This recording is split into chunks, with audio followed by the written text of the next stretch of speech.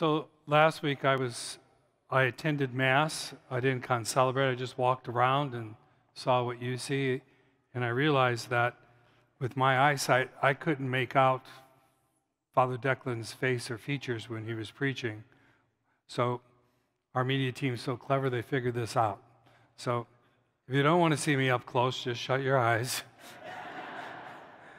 But I'm going to put an image on the screen, and I'm really curious how you're going to respond. Now, for some of you, it might make you both happy and unhappy simultaneously. I don't know.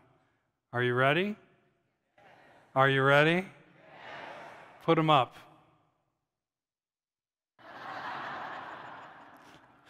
I would imagine that most here favors one of these teams or the other. I know for a fact that some of you have an ongoing preference to one team and a fairly high intolerance of the other team. And there might be folks like me that feel no attachment to either team. When the Cubs are winning, I'm a Cubs fan. When the Sox are winning, I'm a Sox fan. And that pretty much goes for all Chicago sports teams. But I know that people like me, well, we're in the minority. Most people have a strong preference for one team over the other. And for the most part, any rivalry is just good-natured fun. Amen?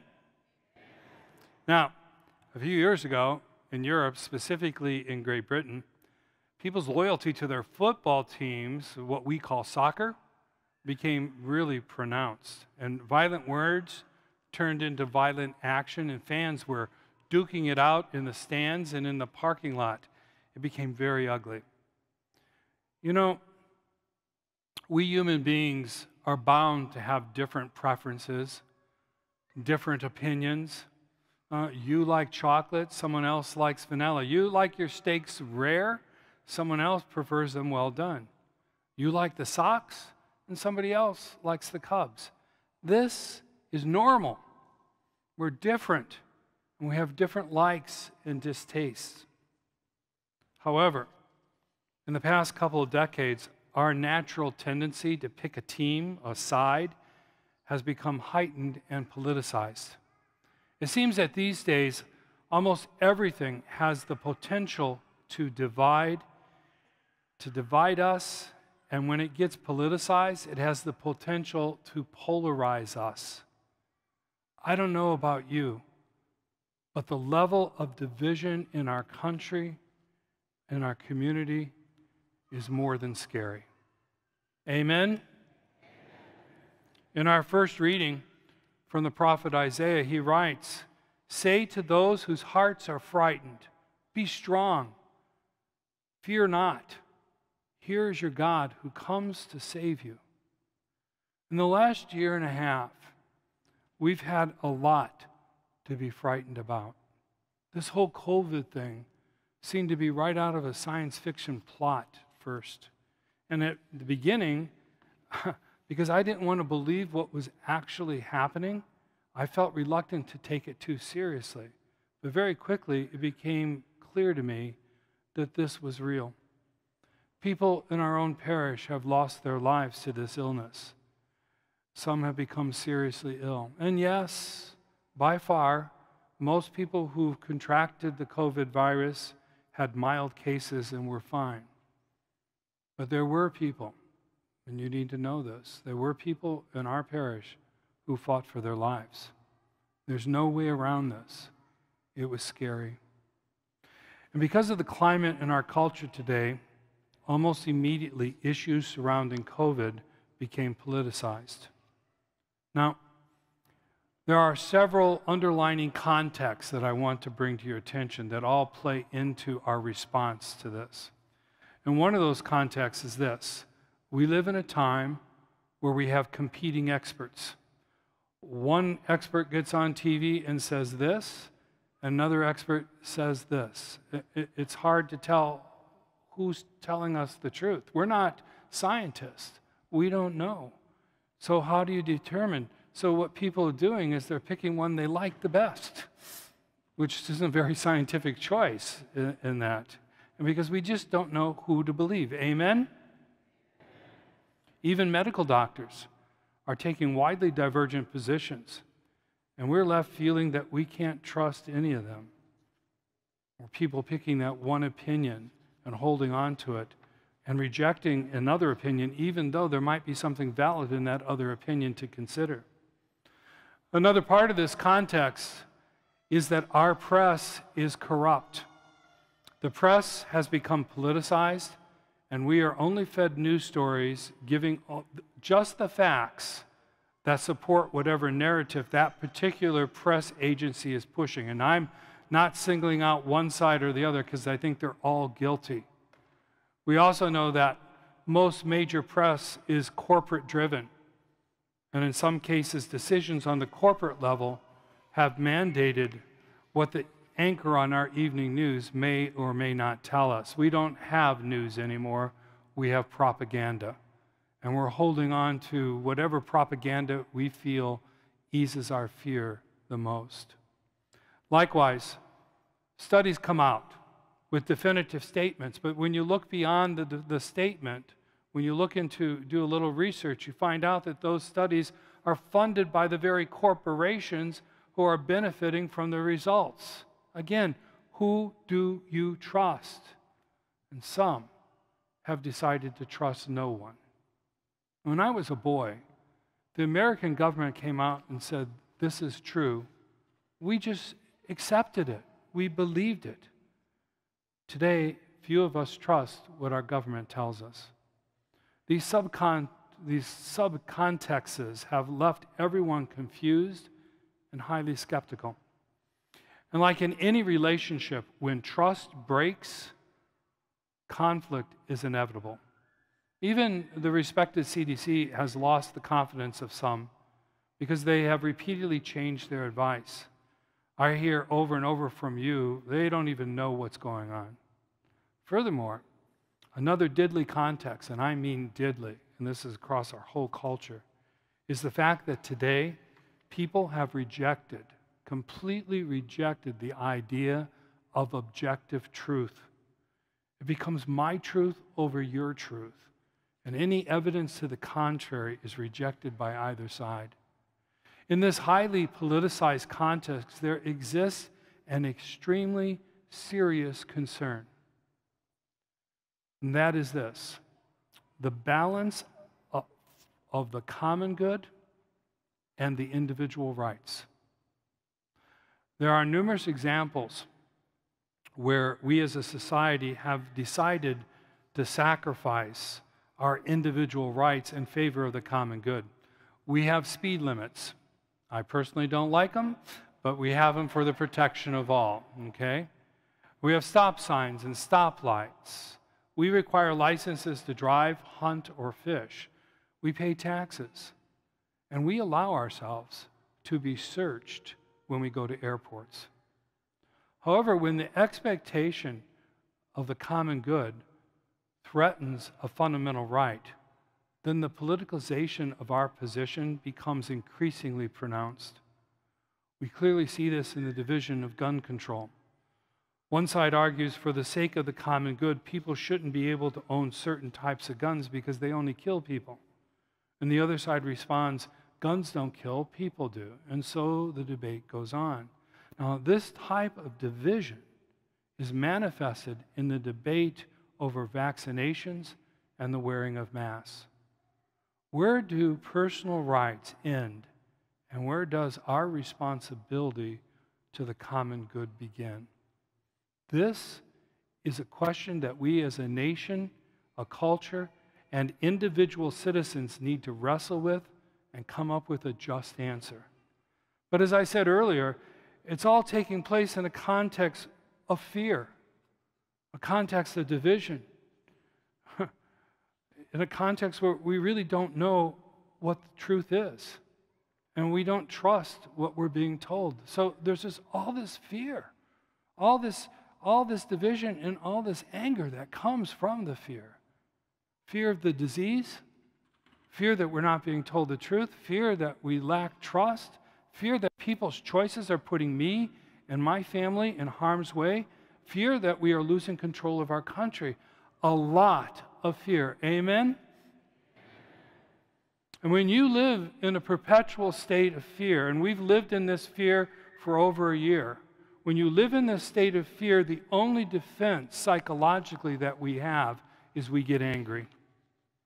I have found that for every angry outburst, there is a powerful fear in the background. Now, for us as disciples of Jesus Christ, we have another question to answer, and this is really the point of my homily today. How do we conduct ourselves in this context of fear? And in that context of fear, how do we disagree without giving in to anger? An anger that leads to violent words and personal attacks, behavior that is distinctively not that of a disciple of Jesus Christ. And as a good pastor would, I worry how such division will impact us as a community of faith. I know that our members are divided. Some feel masking children should be a parent's decision, and others feel that masking is necessary for the protection of everyone. So I worry that in this fear-driven atmosphere, that some of our parishioners would say something or become identified with those who have made mean-spirited statements, especially in public settings.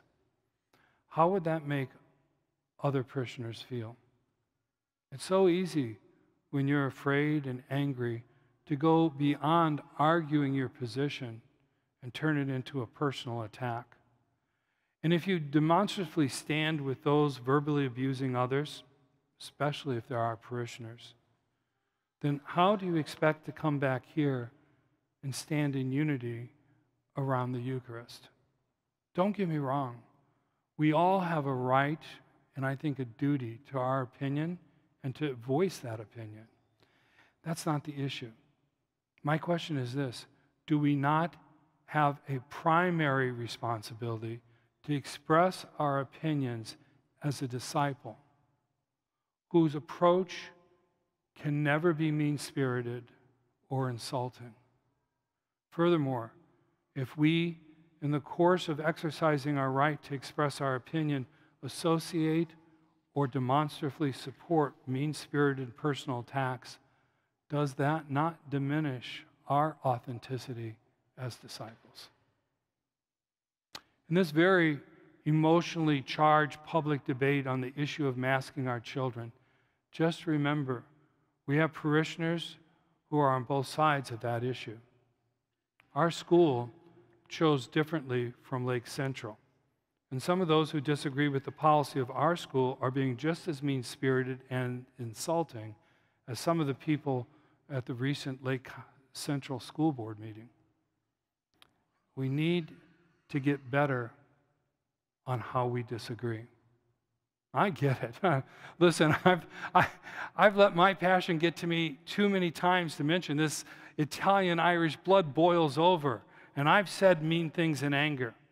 And not only has that anger never, ever changed the opinion of the other side, but it's actually given the other person something objective to criticize me with.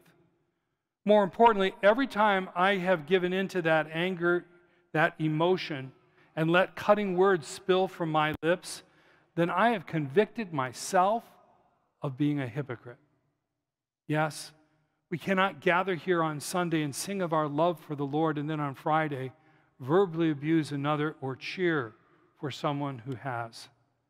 Either our actions are controlled by the love of Jesus Christ, or they're controlled by whatever political issue that has captured our passion. I know for myself, and I think that it's true for you as well, that my anger has never, ever helped. My anger has made me less in the eyes of others, less in my own eyes, and most importantly, less in the eyes of God. That's why I can speak with some authenticity. As a sinner, I'm pleading and I'm hoping to help you avoid a similar sin. Anger is never the way. Insulting a person who disagrees with you only makes matters worse. Personal attacks against someone instead of rational arguments is a sign of immaturity, and it makes enemies. Supporting such demonstrations stand in stark contrast to the gospel values of a disciple. Now, St. Paul said this in many ways, but I think none more eloquently than what he wrote in Corinthians, 1 Corinthians 13. Love is patient. Love is kind. Love is not rude. It is not quick-tempered. It does not rejoice over wrongdoing. And I know it is possible to love someone and disagree with them. I have many examples. I'd like to offer you a couple of them. One is Father Place. Do you know Father Place? You know Father Place, yes? Well, we disagree on everything. There's hardly a thing that we can talk about that we don't find disagreement on. Do you know how I met Father Place? God. We'll try it again. Do you know how I met Father Place? There you go. It was his first year teaching at Mundelein, the seminary. And like a lot of new teachers, he just piled the work on us. It was unreasonable. And I just happened to be the academic advisor or representative for the student body, so I organized a boycott. We shut his class down.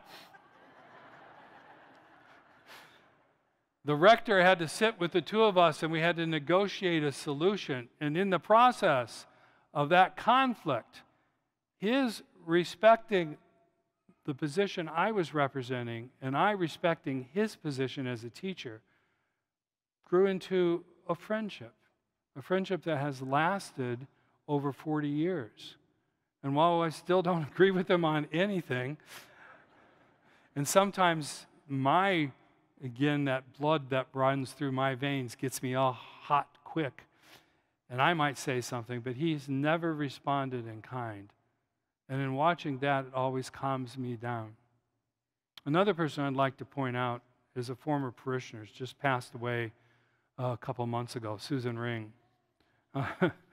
Susan and I did not see eye to eye on almost any political issue. And she would write me these long, respectful, I have to underline that word, respectful, emails, and tell me why she thought I was wrong. And I would return and write back her these long emails, respectfully, telling her why she was wrong and I was right. And in the process of this respectful dialogue, she made points that broadened my view, and I made points, I hope, that broadened her view. And we became friends, even though we disagreed. And when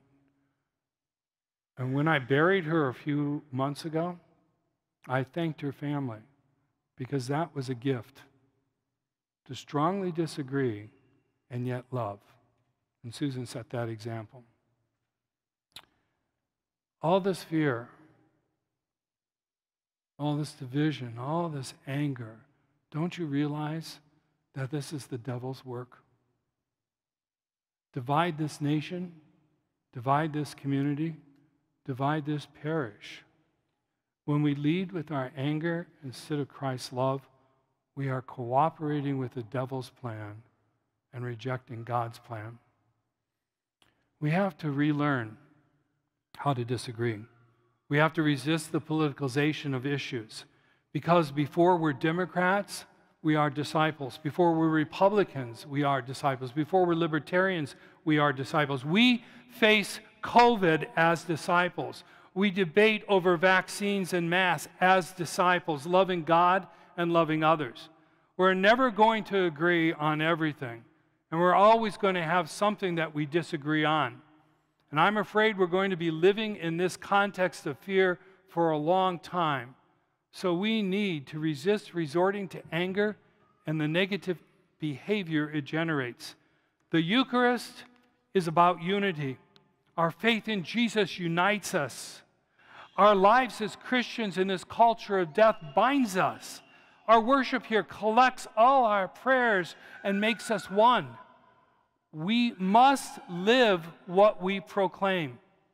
And if we cling to the cross of our salvation, we will emerge from these painfully difficult times renewed and remade in Jesus Christ. God is expecting more from us, and we ought to do better, and we can do better, and we need to do better. Say to those whose hearts are frightened, be strong, fear not. Here is your God. He has come to save you. Let the church say,